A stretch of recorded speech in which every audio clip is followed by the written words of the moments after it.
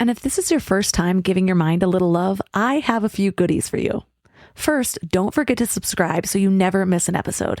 And second, sign up for the Morning Mind Love. Think of it like a weekday oracle from your highest self to help you start each day with a positive focus. Plus, you'll get 2 gifts absolutely free: a 30-minute binaural meditation and 30 days of journaling prompts to help you remember who you truly are. So join over 9,000 people and go to mindlove.com to sign up. Welcome to Mind Love, episode 279. Today's episode is all about 7 powerful principles to harness your mind and overcome fear. Anybody who studies in any way neuroplasticity or how taking time after, I'll say, an accomplishment, but it doesn't necessarily mean that even the outcome went well or went the way that you thought. It's that you actually did what you said you were going to do in trying to counter this past negative association. That taking time to feel proud of it, to actually go through it in your head and say, okay, I was afraid to do this. I was afraid to sing in public. I got my guitar. I went ahead. I opened it up. I sang in front of these people. I wasn't perfect, but I did it. I actually did it. And I feel so proud of myself. If you can take that window of time, it kind of seals it in. And that means that the next time something like that rolls around, immediately your reaction is, I can do that. Turn up your frequency with Mind Love. Bite-sized brain hacks for seekers, dreamers, and doers. It's time to give your mind a little love with your host, Melissa Monti.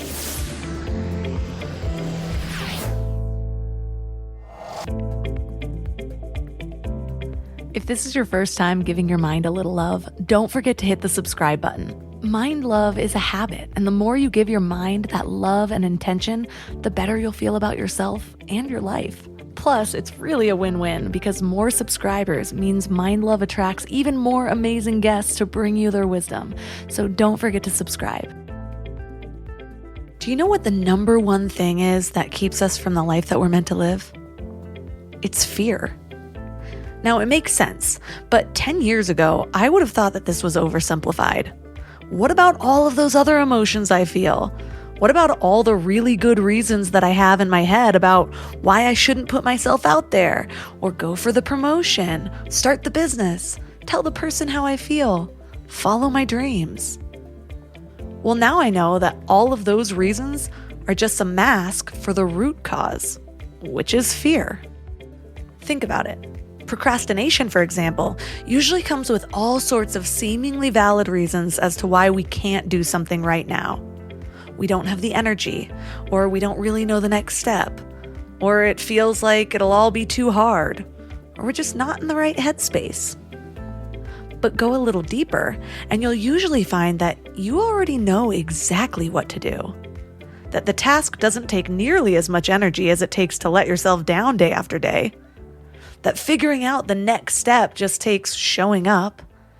And none of it is ever as hard as we make it seem in our minds. Whenever this happens to me, I think, geez, if only I could have done that months ago, I would have saved myself a ton of suffering. But the truth is, those reasons were never the real reasons that were holding me back anyways. It was the fear underneath it all. The fear led me to create all of those excuses. Fear is also the root cause of the doubt that we feel in ourselves and our abilities. And this doubt sounds valid. Maybe we're not as qualified as that other guy. Or maybe we failed in the past. Or maybe we've never done this particular thing before. But look a little deeper, and all doubt really is fear. We're afraid of looking foolish. We're afraid of failing publicly. We're afraid of wasting time. We're even afraid that we won't be able to handle the success. And the thing is, fear isn't always bad. It's a natural emotion that serves as a protective mechanism, helping us avoid potential dangers. The problem is, this protective mechanism doesn't serve us nearly as much as it hinders us. We're not hunting and gathering and trying to avoid lions anymore. We're just trying to show up confidently for the hot date we met on Hinge, or throw our name in the bag for that promotion. Being hyper-focused on the negative outcomes that haven't even happened yet is not helpful. So how do we break through this natural fear? How do we start to rewire our patterning so we feel more confident and live more courageously? Well, that's what we're talking about today. And our guest is Scott Simon. He's a happiness entrepreneur and founder of the Scare Your Soul Courage movement. He's also the author of the book, Scare Your Soul: 7 Powerful Principles to Harness Fear and Lead Your Most Courageous Life. His whole mission is dedicated to creating, curating, and leading opportunities for people around the world to be happier, empowered, and courageous in their own lives. So 3 key things we will learn are how our brains process fear and how we can use it to our advantage, how to reframe anxiety into excitement, and a 6-step plan to move through fear called climbing the ladder. I used to be one of those people who had grand plans for a big, healthy meal every Sunday night, and I'd make these elaborate meal plans, buy all the ingredients, and then Wednesday would roll around and I'd be staring at that wilted spinach, ordering takeout again. Shopping, planning, and cooking food really can be simple and stress-free, and that's why I love Hungry Root. Hungry Root takes stress out of mealtime by filling your cart with personalized picks and planning your week of meals, getting smarter with every order. With over 15,000 recipes to choose from each week, many ready in just 15 minutes or less, it's so perfect for those nights when you have no energy left. What I love most is their smart cart technology. It actually learns what I like and what I will actually cook. So no more buying ingredients for recipes that I'll never make. Everything that shows up, I actually use. They screen out over 200 additives, including high fructose corn syrup and artificial sweeteners, only high quality meat and seafood with no hormones or antibiotics, and they carry brands like Vital Farms and Ithaca Hummus that I already trust. The time I've gotten back has been incredible. Instead of spending Sunday meal planning, I'm doing things that actually matter to me. Take advantage of this exclusive offer. For a limited time, get 40% off your first box, plus get a free item in every box for life. Go to hungryroot.com/mindlove and use code MINDLOVE. That's hungryroot.com/mindlove, code MINDLOVE, to get 40% off your first box and a free item of your choice for life. hungryroot.com/mindlove, code MINDLOVE. No one knows your business better than you. So who better to create your website than, well, you. Wix's website builder puts it all in your hands. Create a beautiful website just by talking with AI or choosing from thousands of templates. Customize every detail with simple drag and drop tools and get everything you need to start running business your way. Build more, think bigger, and do it all yourself on Wix. Go to Wix.com.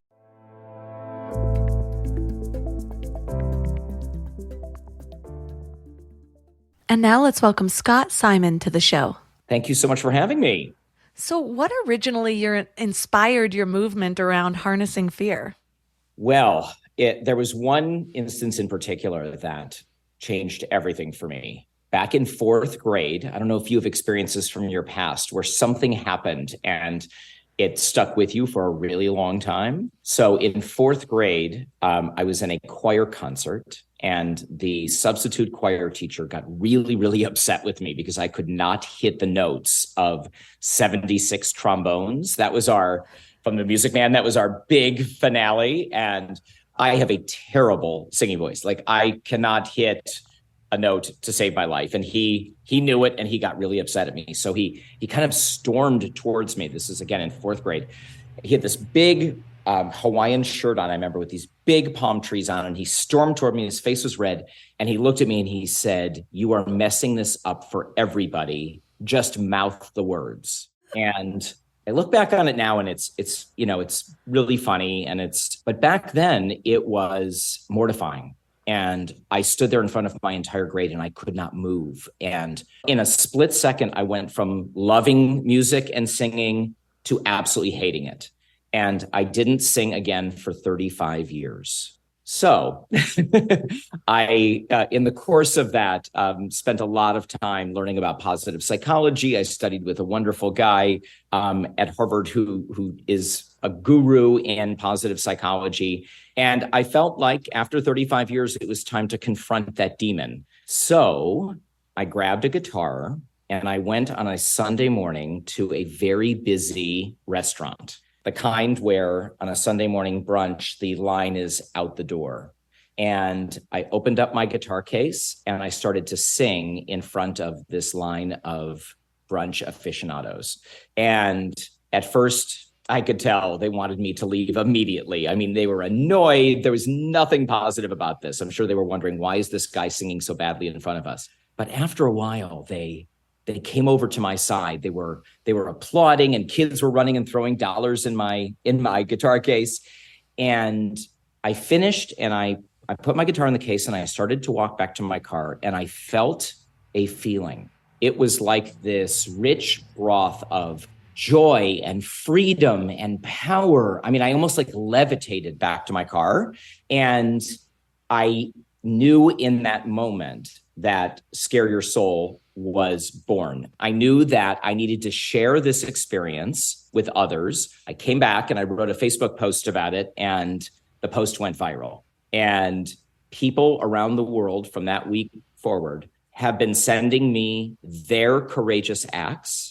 And each one is different, and each one is equally inspiring. So the beginning of Scare Your Soul, which is now a much larger organization with all these ambassadors and lots of challenges every week, started with me singing in front of a brunch restaurant with a guitar.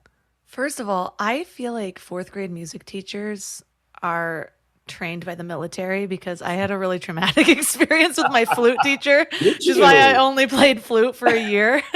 But I actually have a similar story around singing. When I was really young, I used to love singing Disney songs, and I have a raspy voice now, but when I was toddler, like I was like, "Hey, Mom." I could barely talk, especially in the mornings. Kids used to ask me what was wrong with my voice. Like, it was an insecurity of mine. And I didn't know. I was still trying to figure out that I was different because I was so young. And I remember this one time being in a long car ride and trying to sing like Whitney Houston or something like that. And I could only hit like 2 notes because my vocal range was so short and so raspy. And I remember I said to my mom, like, "Mom, do you think I could be a singer when I grow up?" And she, poor thing. By the way, this memory mortifies my mom. She's a great mom, and this is not typical of her. She was probably like, "Okay, it's gone on like an hour and a half. Like, maybe we should get her to lay back." And her response was something along the lines of, "You could probably use some work," or something like that. And from that day on, I actually had a hard time singing in front of people. I did end up joining choir in high school, but I was really insecure to sing like on my own. And it's something that I've actually worked through with my husband more. I could do drunk karaoke back when I used to drink, but I remember being in the car with him, and he kind of like perked up his ears, and he's like, "Wait, you can sing. Well, you continue singing." And I was like, "Really? I could just do this? Like, I don't have to hide it?" And so now it's totally different. He'll drop me off at a karaoke bar just so I can like put my name in, and then we'll leave during the wait, come back, I'll sing really quick and leave totally sober. But yeah, it's those things that, especially when we're at these pivotal ages, I was just sharing recently about how until a certain age, feedback from other people wasn't just a take it or leave it. It was a direct reflection of who I was, and my view was that, oh, well, then these are the things that I need to change in order to belong. 100%. And think about how many of those things are lurking inside all of us. Sometimes we're aware of them. I don't think I even really knew for many, many years about this singing fear that I had. It just became reality for me. I mean, how incredibly powerful is that somebody can say something or do something, a lot of times. I mean, Lord knows this happens in relationships. It happens, I always used to get picked last for anything athletic. I was the shortest kid in my grade, and I was bullied. And so for me, athletics became something to fear. I mean, someone would say, "Let's go out and play." And I'd be like, "Oh my God, I can't do that. Like, what could happen?" It just became almost this new normal. So Scare Your Soul to me is this proactive, sometimes fun, but you're entering this area of discomfort in order to live your life fully. And, you ended up back in choir. It took me 35 years to do it. But what was so amazing to me was for 35 years, I couldn't do it. But with a an intentional act, right? Someone didn't just hand me a guitar drunk in a bar and say, play. I got myself out there. I told myself I was doing this. I mean, there's all kinds of brain science around this, which we could talk about if you're interested about, neuroplasticity and rewriting past traumas and things like that. But in a practical sense, I got myself out there. I did it for a reason. I didn't do it well, but I did it. And then my next, thought was, when can I do this again? So like, how powerful is this little intentional action? And now that's my life, is encouraging other people and creating challenges and creating opportunities. And really, in a strange way, I'm just giving people a permission slip. I'm not doing it for them. I'm not flying in and holding their hand while they do whatever they do. I'm just saying, hey, listen, I'm a fellow human. I've suffered from a lot of these things too. And I have fears just like everybody else does, and everybody should, but I don't let them stop me. And I actually proactively walk into the fire. And that's my dharma. That's like why I'm here. And I think in a way, Scare Your Soul is just that beautiful representation of people saying, I've had enough. I'm ready to not be scared, and I'm ready to take action. And I think we have a little bit of a model to help them do that. I am definitely interested in the brain science there, but I'm curious too, would there have been a different effect if somebody did just hand you a guitar in a bar versus you making that intentional step forward? Listen, I think the answer is yes. I think there is a difference. Would it have gone well, and could there have been a positive outcome? Absolutely. I'm not in any way saying that the only way that we get past these, traumas or the fears that we have is by intentionally setting them out to do them. Because Lord knows, life happens to us in the moment. Oftentimes we have choices where we can't sit back and think and plan, and we have to act in the moment. I just think that there is something very special. I'll use another example.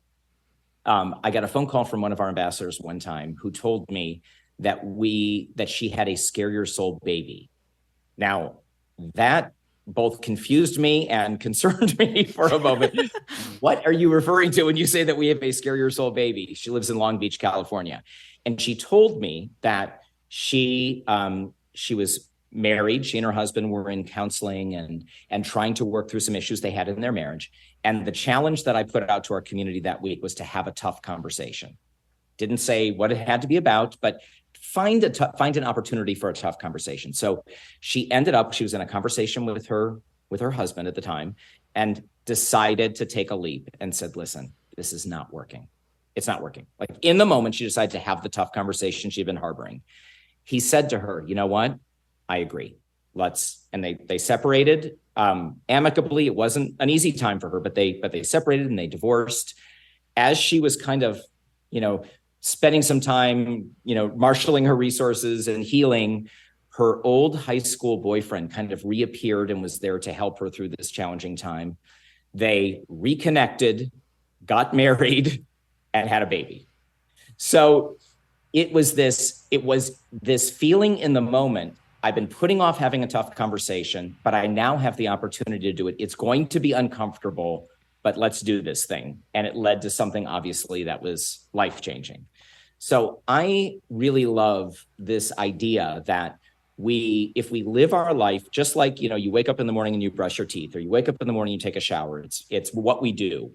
If we wake up in the morning and say, I'm going to do one thing today that scares me, I know it sounds simple. I know it sounds cliche. Eleanor Roosevelt said it many, many years ago, and it's in many theological and religious traditions. But it is so powerful. It is so powerful spending your day looking for something that is going to put you into a moment of discomfort, because what happens after you do that can be really magical.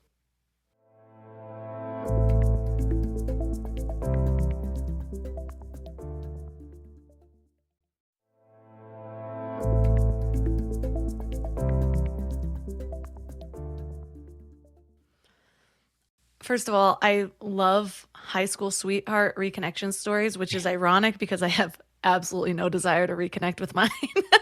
But man, the Lifetime movies and the holiday rom-coms are where it's at. You couldn't write this script, right? No.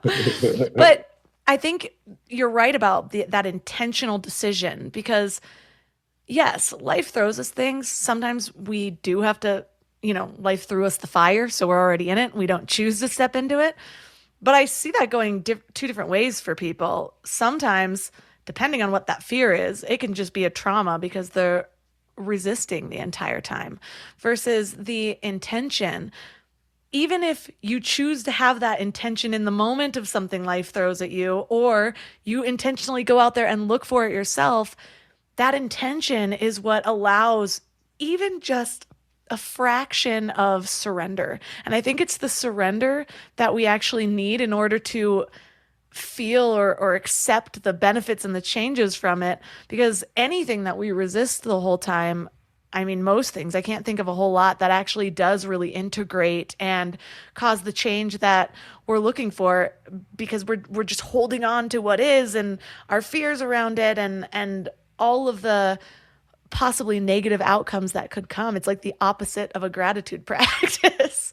It is. And we're raised, especially in our society, to really focus on outcome, right? Like if I do A, B is going to happen, right? And so I'm going to do the best I can to do A because I want this outcome B.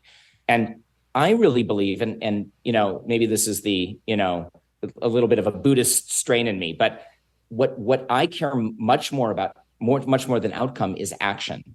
It's actually the action to me that means the most. Like I'm going to take a step into discomfort and not really attach myself to the outcome, just be really proud of myself in that moment for surrender, for rest, for a tough conversation, for a new physical practice, for actually sitting down and meditating, all of those things that bring up levels of discomfort, but at the end of the day, bring us so much joy.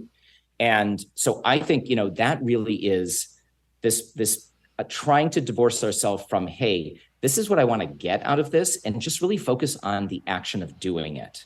And then everything else is gravy. If it ends up wonderful, that's great. If it doesn't, and it doesn't, life doesn't, this is life, right? Things don't always turn out the way that we want them to or think that they will, is to just feel proud that we're trying. It's that to me is really, there's something really poetic and really magical about that. I had a friend in college, one of my best guy friends, and years ago, I cannot remember, I think it was around 2007, the pickup artist was really popular. Do you remember hearing about him? Very Sure. controversial because women would read the book and be like, what is this bullshit? I read the book. I feel like I was saddened that it had so much truth because I knew so many women that those random tactics would work on, but I could just see how it was setting up for the worst relationships ever and just mind games. Anyways, one of my friends actually did, I believe it was his course or a program like it, where it was trying to teach him to get out there and make these connections, just kind of have a little confidence. And that was one of the challenges, was to do something every day that terrified him, and crazy things, because they were going out in groups, laying in the middle of the sidewalk and singing, or something weird that everyone was going to judge for sure. And this friend went from one of my endearingly awkward friends, great guy, but very awkward in a lot of ways, quirky. It changed him for the better in so many ways. He was a different man after this course. And I think it's something that he kind of carried it with him. And so I am curious, what is happening that can cause so much change? What is the science? How do our brains process fear? And how can we use that to our advantage? So first off, I just want to first tell you how much I love that story, because I think we all have inside of us this urge, this want to lead the most audacious, adventurous, zestful life we can, right? It's an urge that we all have. That's why we love watching movies about people doing those things. And we love reading stories about people doing those things, because sometimes it's not happening in our own lives. And I've always wanted, I grew up so shy and kind of invisible, that I made a decision. I had this epiphany on an airplane, actually, where I basically drew a line in the sand, and I said, no more, I can't live that life anymore. And so now my life is all about that. So I think, there is this part of us that is pulled and drawn towards living the most powerful, best life we possibly can. That's inside of us. But there's a tension between that and the way that our brains and bodies want us to act and be in the world. So our bodies want us to stay in homeostasis, right? Our bodies want consistency. They want consistent salinity in our blood. They want consistent temperature. Our brains want us in a mode of safety and consistency. Our brain does not want us taking risk necessarily. And the amygdala, which is the part of our limbic brain that actually deals most with issues of fear, is like a quick trigger. It doesn't really have a lot of decision-making power. When it sees something that it thinks will be dangerous, whether it's something that is triggering something in our past or a Volkswagen that is speeding towards us, right? Its job is to tell us, hey, either jump out of the way or freeze, fight. It's reptilian in nature. So our body and mind wants us to kind of stay safe, stay comfortable. In many cases, society tells us that it wants us to stay safe and comfortable. The markers of success in our country and in our society are oftentimes extrinsic; they're not intrinsic. And so we have all of these things telling us, just don't rock the boat, right? Don't look foolish. Don't put something on social media that people are going to laugh at or call out. Make sure you're driving that nice car because you wouldn't want people to think that you can't afford something else. Don't speak up in meetings, even if you have innovative ideas, because they may get shot down and you may look stupid. All of these things that are keeping us in this box. And, my belief is that once somebody out there, now you can go to Neil Strauss, who's the pickup artist, and you can pay Neil Strauss to put you in the middle of the road and all of those things. And I have no doubt that is a shock to the system in a really good way. My way is a little different. I like small, consistent actions that build over time. And there are all kinds of things about self-perception theory and all kinds of other ways that psychologists look at us. But I almost equate it to someone who wants to learn how to run a marathon. You don't strap on a pair of shoes, you don't lace up a pair of shoes and run 10 miles day one and then quit, or run 10 miles and then 15 miles and 18 miles. It doesn't work that way. You start out slow, you build stamina. It's not easy. It can be painful. It can be tiring. But if you do it consistently, the day of the race, you're going to look at yourself and say, not only can I do this, not only can I cross the finish line, I'm a runner now. There's literally a shift in self-perception. You're not just running, you are a runner. I view courage exactly the same way. When we participate every single day in something that pushes our comfort zones, we actually start to become a courageous person, which means when push comes to shove, you're going to stand up for somebody else when they need it. You're going to speak truth to power. You're going to say yes when everything inside your body tells you to say no. When there's a job opportunity or something that is out of the blue, when everything is telling you to just stay safe, you're going to say, you know what? I'm a courageous person. I can do this. So I fully believe in the full immersion way of doing it. But my way is a little bit different. And I would add one other thing, and that is, I think the magic of Scare Your Soul really isn't just this daily work that we do, and none of it is rocket science. It's all, it's all very, very simple tasks, is that we've built community around it. So it's almost like when you want to do something and it's going to push you, let's say you have to get out of bed early in the morning to go and do something. Let's say, you want to be a runner, you got to get up early to do it. If you have a running partner, the chances that you're going to succeed are so much greater. So we have ambassadors, we have participants that post on social media. We have this whole community around people as they're tackling these courageous acts. And I think that really, it's amazing to see what happens when somebody says, I quit my job and I'm starting my own business. And then you've got countless people saying, that's amazing. I'm inspired by you. So what are some of the examples that either you've done or you've seen people do that are these sort of, micro pushes into that courage? So I would say that the kind of our most famous micro courage act is buying a cup of coffee for a stranger. It's super simple. It's ubiquitous at this point. Everybody knows that it's something that you can do. I will tell you that it fits every criteria that we look for, which is it's doable. It is boundary pushing. Like there's some risk involved. You don't know what's going to happen. There's a level of connection to it. And it has the possibility of opening up something really amazing. And I've done it dozens of times, if not more than that. And I can count on one hand the times that it felt kind of yucky or it didn't really work.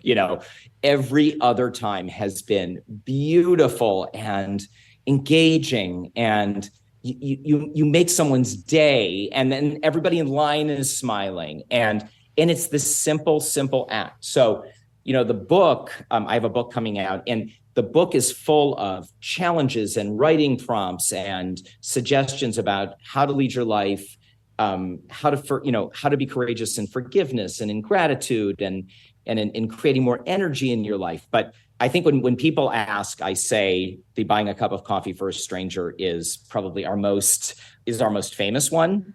I was speaking the other night, and I offered a group of probably 150 people another one, and it had to do with kindness. The topic of the talk was kindness. And I thought to myself, how can I challenge a group of 150 people around kindness? And so I really thought about it. And I think in many cases, many of us, you included, I'm sure, are very kind. We're just kind people. We do kind things in life. But the one situation often that we're not kind is to ourselves. Self-criticism and holding ourselves to a higher standard than we should, giving extraordinarily to other people and not focusing on self-care. So I was thinking about it, and I said to this group, I want you to go home and I want you to ask your loved one, child, parent, significant other, ask them a question. Ask them, why do you love me? Now, most people don't ask that question. They may tell other people why they love them, but they don't ask that question because it feels self-serving.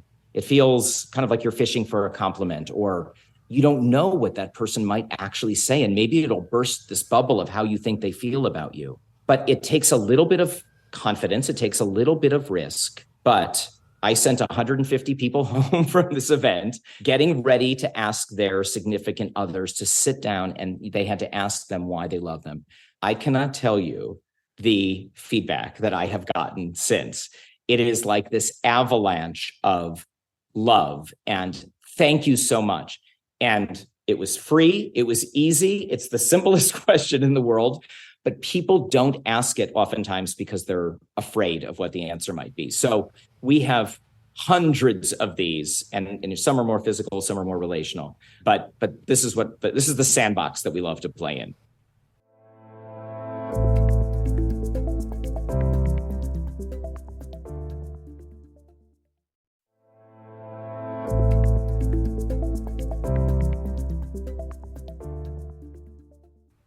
I did a similar challenge for myself, and I actually included it in one of the courses I launched a few years back.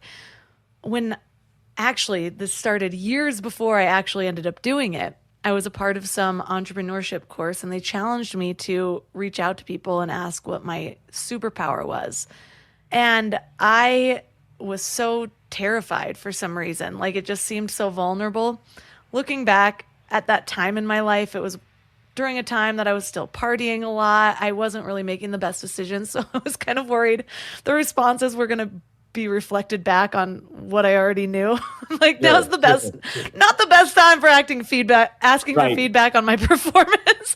But then a couple years later, I was fed up. I was really trying to find purpose in life and figure out what I was going to do. I had all of these different interests. I was good at a lot of things, but I didn't have that one thing. And so it was in the search for that. And I took a different entrepreneurship course and with Pat Flynn, and he encouraged me to do the same thing. And this time I kind of stood in my power, but I deflected a little bit to make it easier for me. Instead of saying like, hey, I would like to know what my superpower was, I said, I'm taking a course on entrepreneurship and they're challenging me to do this. And that just kind of softened it a little bit.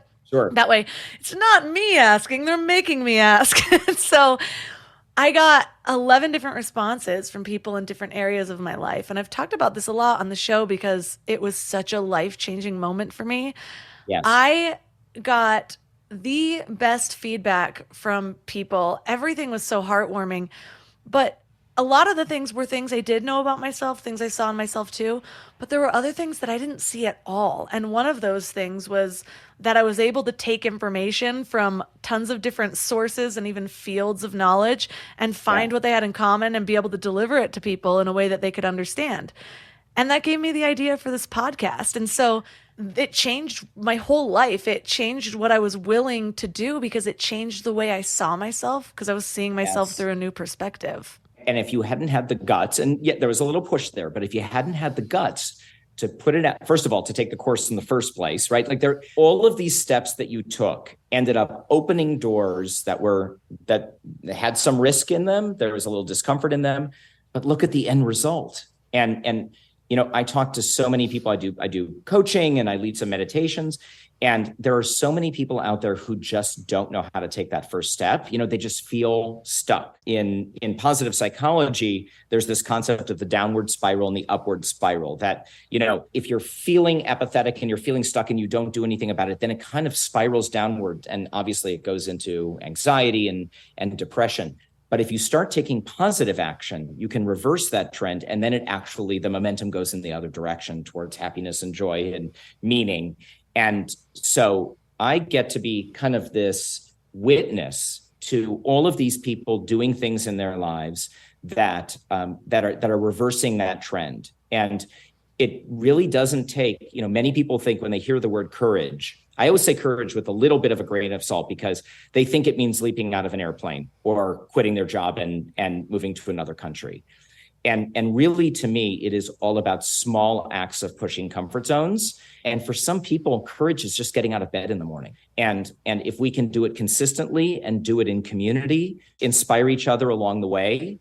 One of my first ambassadors, who I love dearly, her name is Sarah Marie. She actually wrote a little vignette for this book, is super tough. I mean, she's a dancer and she's a bodybuilder and both of the sides of her head are shaved. I mean, she's a total badass. And I said to her, I want you to come up with your own Scare Your Soul challenge. I don't want to give you one. I want you to come up with your own. And she thought about it for a week and she came back to me and she said, I decided what I'm going to do. I'm going to hold hands with somebody and walk for 5 minutes in a mall. And I kind of went, okay, why is that courageous for you? Because for me, that is literally the easiest thing that I could ever do. She's like, I'm going to grab a stranger's hand. It was actually, strangely enough, it was her guy friend's hand. And so I said, why? And she told me that she came from an abusive home and she never wanted to touch anybody. She didn't want to hug. Just the whole concept of physical touch was something she was not comfortable with. So for her, walking in the mall, holding hands with somebody was an ultimate expression of courage. And for me, grabbing a guitar and singing in front of a restaurant was an ultimate expression of courage. And then the key thing was we inspired each other. Like there wasn't this sense of I couldn't identify with her or she couldn't identify with me. It's that she made me feel more courageous just by hearing her story. So part of what I do in Scare Your Soul, and certainly what this book is about, is stories, not of people who have conquered countries or done things that are historically mammoth. It's actually really small things that changed people's lives. And that's what I love about it, because there's no separation. There's no any gender, any background, any geography. We're all humans. So there's no barrier for anybody taking on this work. And it's just so powerful. So I have always been the one in the group, and I think that's part of it. It's the identity factor of it that is willing to take risks. I'm certified in skydiving. I'll be the first to volunteer for anything. I will easily get on a stage in front of thousands of people, not even knowing what I'm going to be talking about if somebody gives me the opportunity. Yep. But I sometimes cannot make myself, and by sometimes I mean I don't think I cannot make myself tell a masseuse to go softer or harder. at all. And it's funny because you were telling that story, and it's been something that, I mean, I just got a massage the other day and I'm like, why couldn't, actually, this last one was really good. But the one before that, I was like in pain half the time. And then part of the time she was going too soft. And I sat there the whole time thinking about how to say it out loud. And I thought about it so much that it's Yeah. like I created this barrier and I could not make any sounds whatsoever. And while you were telling the story about the woman with the hand holding, Yes. a memory popped into my mind, and I'm pretty sure this is what it has to do with. In fourth Yeah. grade, we'd have movie days every other Friday, and this one girl would brush my hair. If I gave her any feedback on it, she'd stop. And I did not want her to stop. And I'm pretty sure Yes. I have this big fear that my masseuse is going to be like, nope, not doing you anymore, despite the fact that I'm paying her. But a lot of times we have these dumb associations. And I know one of the things that you teach is positive reframing. So Yeah. how does that work? Yeah. So let me just say one thing to that, because I think that is so amazing. I'm so happy that you divulged that. That is so incredible. And so, by the way, so human. How isn't it amazing that you can fling yourself out of a Cessna at 14,000 feet, but you can't say to the person you are paying to massage your back, who does it all day long, you can't tell that person to do it. And so that to me is like, there's so much fun and interesting work in that. I took a workshop one time, it was called a Get Fearless workshop, which, by the way, I think is complete BS. I don't think that there is such a thing as being fearless. I don't want to be fearless. And there's this whole kind of sales effort out there now in books and podcasts about how to 10 steps to be fearless or whatever, which I think is absolutely the wrong mentality to have. I'd rather dance with my fears and understand them and move with them than to try to crush them. But that's a totally different story. Anyway, the woman who led this actually gave us a story that has stuck with me ever since. Somebody asked her, and I'm guessing she's in her mid-60s, what her favorite color was. And she said, my favorite color is green. Great. She then took some time and thought about why is green my favorite color? Like, really? Like, let me wind this tape back. And it wasn't fourth grade, but it was actually kindergarten. She traced it back to a conversation she had with a boy she had a crush on in kindergarten, who said that green was his favorite color. And to get in good with this cute boy who was sitting next to her, she said, mine is too, and then never rethought it. This sounds like something I would do. Rethought. Okay.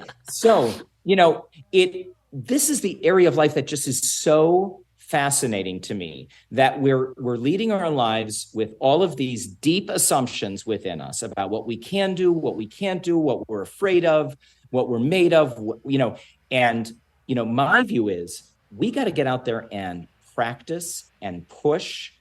There is very little that comes my way where I have a choice of saying yes or no that I don't say yes to. This whole epiphany that I had on an airplane was when I was 21. I was flying overseas for my first real job to teach English to Holocaust survivors. And I had a panic attack on the plane because I thought there's no way that a shy, worthless kid like me was going to be able to do this. I was already plotting how I was going to get home before I even landed. And I had this panic attack. And I opened up a spiral notebook that was in my backpack. And I wrote out it literally tumbled from my pen, do one thing a day that scares you. That's what I wrote. And I actually had to sit there and look at it and think, what did that really mean for me? I knew I wrote it, but what did it mean? And what it meant was every day for the year that I was going to be there, I needed to do one thing that pushed my comfort zone. And that's exactly what I did. And I wrote what I did in that spiral notebook. A lot of those examples have ended up in this book. And that year changed my life. It wasn't the getting on the plane and going there. It wasn't the teaching, even though that was hard and challenging and emotional and raw. It was the day-to-day practice. It's almost like a gratitude practice helps you look for things all day long that you're grateful for. It's called benefit finding. This is exactly the same thing, except it's courage. It's looking for those little moments where you want to shrink back, but you actually push forward instead. And that kind of intentional practice is, like you said, it's life-changing. one thing leads to another, one door opens to another. And then all of a sudden you have this incredible podcast, all because you were brave enough to take these little actions that opened up that door to you. So that whole process of opening the door is something that we can all do. We just have to abide a little bit of discomfort each and every day. It's hard to do, but I find that anytime that I make that intentional focus of like, okay, yes, I'm going to do this thing that my whole body is telling me not to do, whether it's fear or usually it's just fear, but fear or disgust or whatever. If I take note of the positive effect afterwards, I am so much more likely to come back. And I think so often we're living so much on autopilot. Yes. That's why I think the intentional choice of doing something automatically kind of kicks that in. But if life throws something at you and you do it, a lot of us tend to still be thinking about the negative, even though we just accomplished something awesome. But instead, I will sit there and be like, okay, well, what good came from this? And anything, even new habits that I do. I'm always encouraging people with like meditation. Yeah, so you showed up to your meditation cushion for 10 minutes and you fought through it and you thought about how bored you were. Are you likely to come back tomorrow? Probably not. But if you sit there afterwards and think, I feel more peaceful than I did before, or like think about before, how am I feeling right now? Go into the meditation, come out. How do I feel after that? Whatever change you're trying to make, and ask yourself, well, how do I feel that I actually did this when I've been saying I'm going to do it for 6 years? Or how do I feel? Whatever the positive association is, if we can just bring some light on that, I feel like the changes happen so much more quickly. They really do. So in the book, I have a kind of a sequential model that if people kind of don't know when to start, or they're confronted with the situation and they don't know whether they want to proceed or not. And it's called the ladder, LADDER. And the R is rewriting and rewiring. And this is exactly what you're saying. Anybody who studies in any way neuroplasticity, or there's actually a great, Andrew Huberman has a great podcast on this, where he talks about how taking time after I'll say an accomplishment, but it doesn't necessarily mean that even the outcome went well or went the way that you thought. It's that you actually did what you said you were going to do in trying to counter this past negative association. That taking time to feel proud of it, to actually go through it in your head and say, okay, I was afraid to do this. I was afraid to sing in public. I got my guitar. I went ahead. I opened it up. I sang in front of these people. I wasn't perfect, but I did it. I actually did it. And I feel so proud of myself. If you can take that window of time, it kind of seals it in. And that means that the next time something like that rolls around, immediately your reaction is, I can do that. I mean, if you fling yourself out of an airplane, you land, you go skydiving, you land and you immediately move on to something else. Great, you did it. But if you landed and you took off your parachute and you sat with a couple people and said, do you realize what we just did? Do you realize what we just overcame? Just the physics of what we just did and all the years of not doing this. And now we just did this. It literally shifts the way that our brain processes it. And so, I mean, this is a key part of the work that we do. And again, even little steps, when we take time to slow down, breathe, and think about what we did, it literally seals in the experience. What if you take that step, you push yourself, and the outcome is what you would consider disastrous? And so it could possibly sort of seal in this belief that stepping through your fear isn't worth it, or I knew something like this would happen. How do you make sure that it doesn't create the wrong sort of association? Or what do you do to reframe that in case it does? Yeah. So first off, there are no guarantees in life. And I think part of this is why people read poetry. This is why people have a spiritual practice.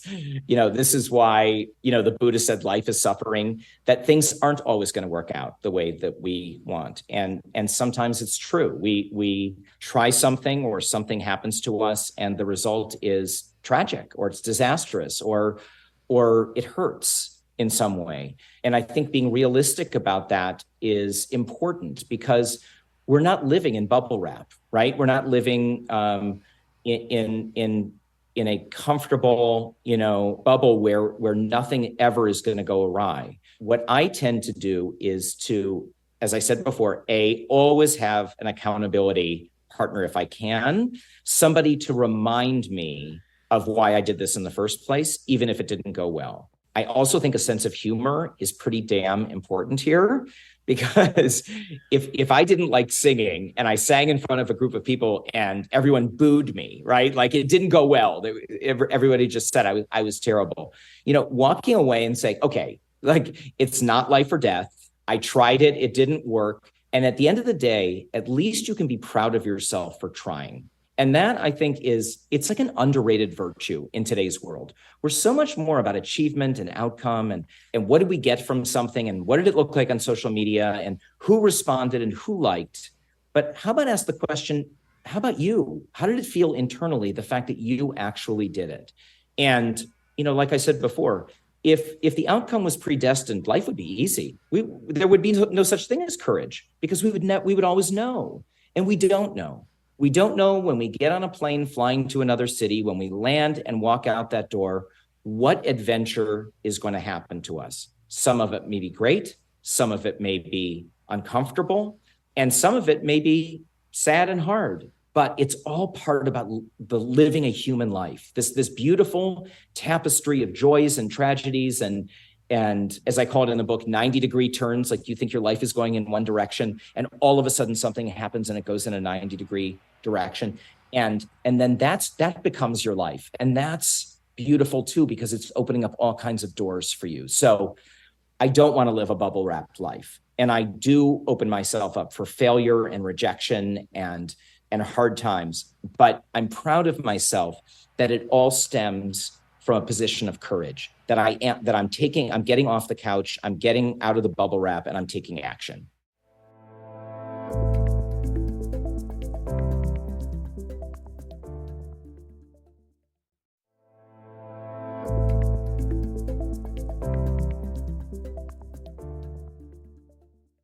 Yeah, that's really helpful, because we can't always expect things to go perfectly. And the thing is most of the things that we hold ourselves back from fear, like we wouldn't have this deep desire if there wasn't something that was meant for it, like meant for us with that path. And so it's more than just, oh, I'm not going skydiving for the one and only time today. Most of the time it's like, I'm not writing that book, or I'm not quitting my job to do this thing that I feel a pull towards. And I know that you talk about that too, about how our dreams illuminate what we truly desire in our lives. But one of the things that you kind of go deeper in that is that you say that our dreams make us, how our dreams make us feel is so important to understanding their power. Can you elaborate on that?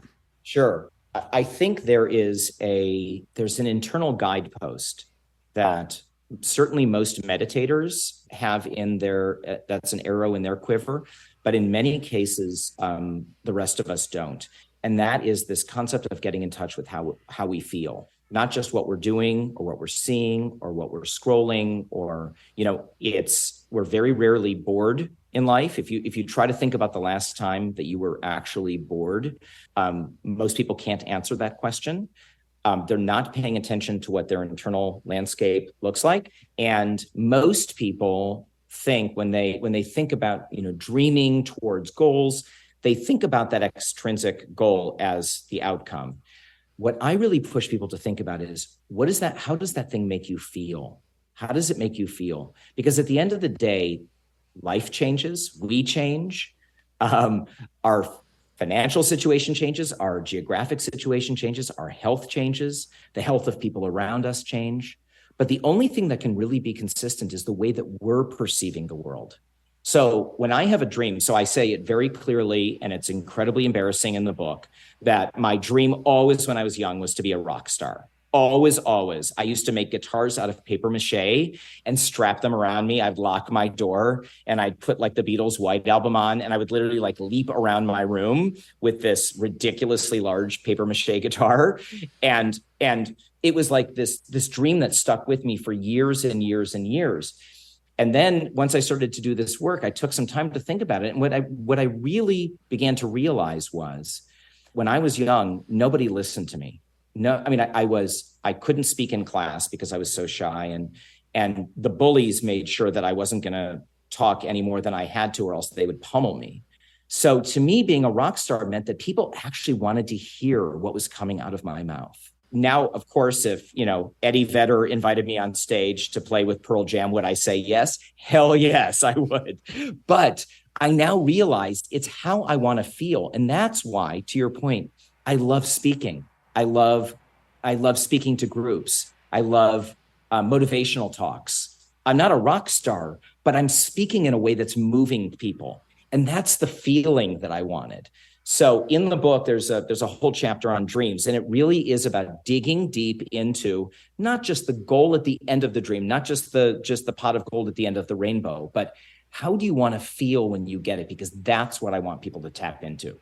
And that's such a key part in reconnecting to our bodies, which so many of us have disconnected from, especially even when you think about anxiety or depression or fear. We think of that as like a mental status, like, oh yeah, I'm anxious because all of these thoughts in my mind. And we don't even realize that actually there's a lot of body things happening as well. And sometimes if you just tune into whatever sensations are happening in your body, you realize it's not quite as scary as your mind is making it out to be. It's like, oh yeah, so my chest is a little bit tight and I'm a little bit quivery, and whatever your feelings are. It's like, I choose this when I choose like a thriller on Netflix. Why do I feel like I cannot handle it in this situation where I'm just thinking about possibly doing something? That's exactly right. That's exactly right. That's exactly right. So, you're illuminating this, and it happens to all of us, and it happens every day. It happens hundreds of times a day. So to me, the kind of fun and engaging and powerful part is if we can actually pay attention to that and not let those thought worms pull us away, but actually focus on those things that are going to move us forward in life. A big issue for me is social connection. It always has been in my life. I'm also somebody that's really comfortable speaking to 700 people, but when one person kind of corners me in a room and engages me in conversation, I'm much less comfortable. And, knowing that and being able to actually force myself to engage with that person ends up creating I can't create a relationship with 700 people, but I can create a relationship with one person. So if I don't allow myself the space to feel those feelings, feel the discomfort, and then actually move forward and do it, I'm missing out on this. There's a part of the book that talks about sliding door moments. Remember that movie Sliding Doors with Gwyneth Paltrow, where her life is kind of bifurcated into two because the Great subway movie. closes. I think all the time, what would have happened if your car broke down and you didn't make it to something, or something deterred you and you didn't end up in a place where you met one of your closest friends. We can all picture those situations, right? Or attended a course and then all of a sudden it led to you leading a podcast. Where I take that is we have those moments every day. We have those opportunities every single day, and fear blocks them. But curiosity and courage open up those channels, and you never know. That next interaction you have may be with someone who you will never forget for the rest of your life, or someone who tells you something that changes the way you think for the rest of your life.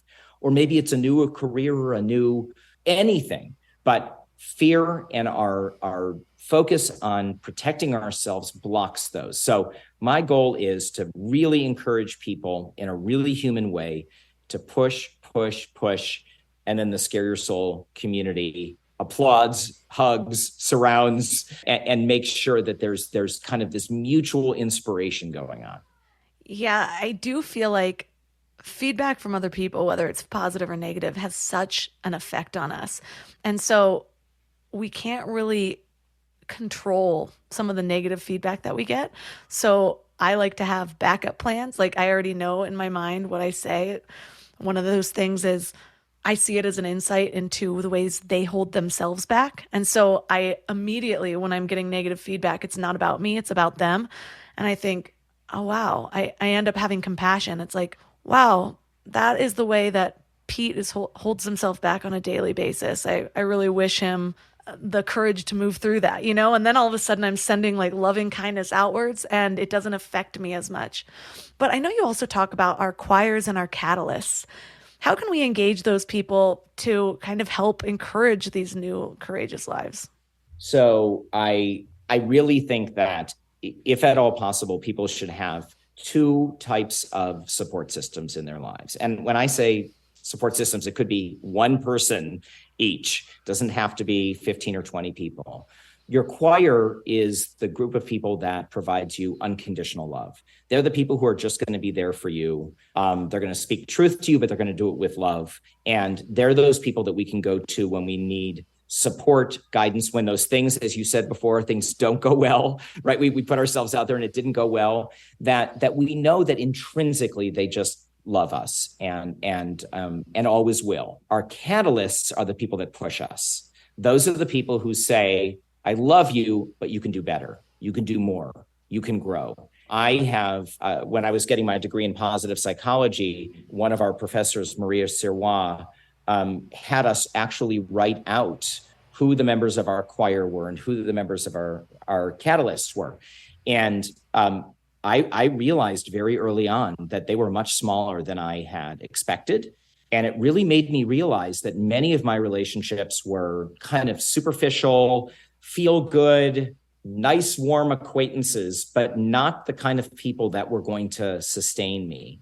And so I never in this book say that this work is going to be easy. It's going to take effort and it's going to take commitment. And it really helps when you have support systems around you that can be there for you as you do it. I will tell you that I think this work is pretty damn addictive. Like once you start, like anybody who does a gratitude practice, you start really getting excited about paying attention to things that you're grateful for. There are little mini communities that are cropping up of people who are in Scare Your Soul. I have WhatsApp groups of people who send one courage update to each other every single night. So groups of 12. I moderate some of them. I don't moderate others, but it's totally organic and totally free. And it's just people supporting each other. They're either kind of in the choir or they're a catalyst. But both of those groups are, I think, really essential to really the hard work of being human. Like it's easy to sit on a couch and not go anywhere or think anything. It's hard to get out in the world and give and serve and volunteer and grow and feel and talk and speak up for people. That's work. So to do it with compadres, to me is so wonderful and so helpful. So in those chapters, I really give people guidance on finding your choir, finding your catalysts, and really thanking them and engaging them so that they're part of your life's journey. Yeah, when I look back on the last 10 years of my life, I can't even quantify how much of my success is due to having a support system like my husband. A lot of my success, really all of it, happened after I met him. Would I have done it without him? I hope, but I don't know. And we have these pep talks with each other. And when something does go wrong, we lift each other up and we see that as one another's role. Like if we're going to be a team, we are one energy. If one of us dips, I see relationships where then the other one dips and you beat the other one up for dipping and that doesn't help anybody. But it's like, oh, well, there's only one of us up here. We got to pull the other one back up. So we're both floating, And that was my favorite part of living in LA was that I was always surrounded, being in WeWork and being in part of entrepreneur circles, I was surrounded by people who were automatically pushing themselves or who were constantly pushing themselves. So it just became automatic. I was surrounded by that and I was seeing it all the time. And so it's something that I've had to rebuild since moving to a small mountain town. So I love that advice. But I love giving listeners something to focus on for the week. And I like the idea of this sort of daily practice of looking for these tiny moments. So what does that look like practically? Is it something that you start out the day with and you plan it out? Are you just sort of having your mind open, something that scares me and waiting for the opportunity? How does it look? So great question. So in the book, there's actually an entire chapter, which is a week. You literally, it takes you through exercise, cold water immersion, learning something new. It's very prescriptive. So some people love having that kind of set schedule. But I would tell you this. I think the easiest and best way to proceed is to put a Post-it note above your sink when you're brushing your teeth in the morning that says, do one thing today that scares you. That's it. One of our ambassadors tattooed it on the side of her chest because she wanted every day to remember this message. I don't think you have to do that, although if people want to tattoo Scare Your Soul on themselves, that's great. But a Post-it note that just sets an intention for the day. And I promise you, over the course of a day, there will be a decision point, there'll be a choice to be made, there'll be an interaction that will invite either shrinking back or moving forward. And the goal that I would suggest is in that moment, if it's safe, of course, move forward. And so I think do it for a week. And I think honestly, after a week, it starts to get ingrained and you start to say to yourself, you know what? I don't want to just lead a normal day anymore. I want to push because you know what? I did this thing on Wednesday and I met this incredible person who's 2 offices down from me. And I was always too intimidated to talk to them, but I decided to push myself. And you know what? They think exactly the way that I do. And we're going to work together on this project and it's super exciting. And everything starts to build. So it is, in my mind, it's as simple as a Post-it note. It's a mindset. It's a practice. And, in the book, there are dozens of writing prompts that can get people thinking about different ways to express courage.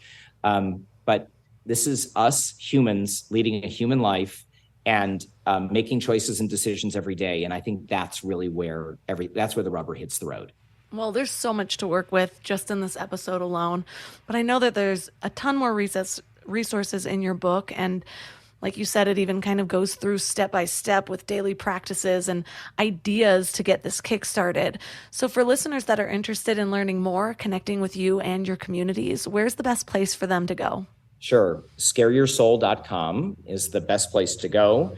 That's where you can sign up, get our weekly newsletter that has all the challenges in it, has blog posts in it. On our website, there are free challenges. There's a free quiz that will guide you into what are the most powerful areas of courage for you. You can connect with ambassadors. And then obviously on social media, on Facebook and on Instagram, that's where our community oftentimes posts the results of their challenges, communicates with one another, and supports one another. So, but scareyoursoul.com is really the kind of main hub. And then you can also find information on the book there as well, which was terrifying and amazing to write. And I'm so excited that it's coming out into the world. It's one of the most powerful, engaging things I've ever done.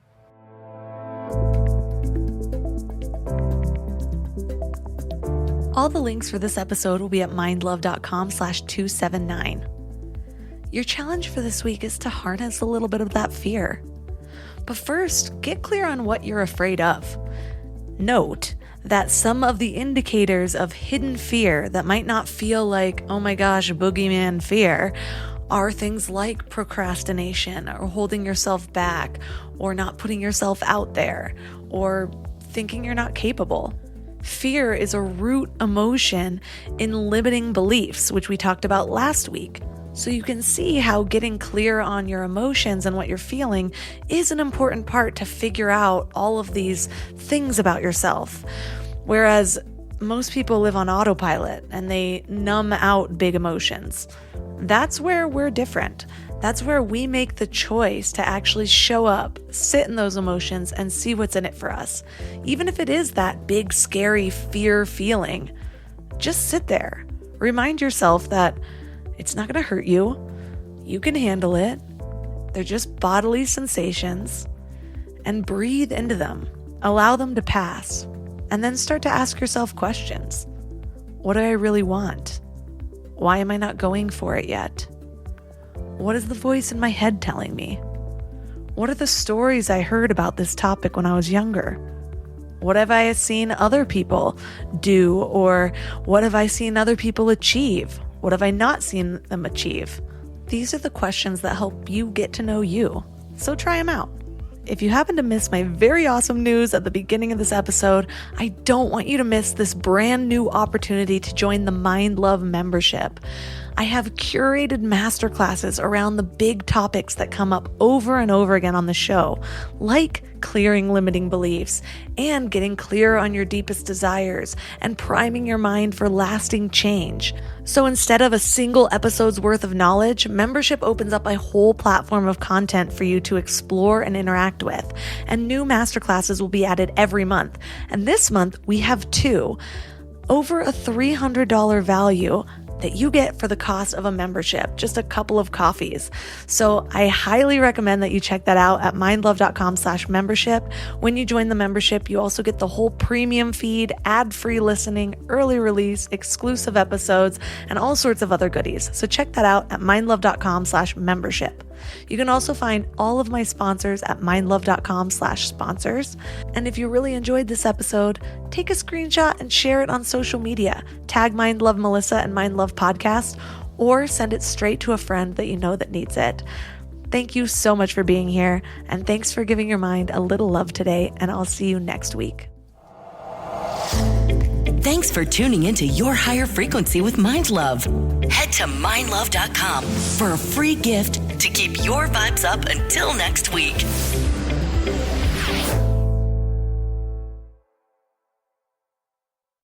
Say what you want about AI, but it's here, and it's helping businesses get more done in a day. Wix's website builder is infused with AI so you can stay ahead. Create a beautiful, functional website just by describing your idea. Track how your site appears in AI search results. Create custom images on demand, or launch an entire campaign in a matter of minutes. Wix gives you AI wherever you need it. Try it out for yourself at Wix.com.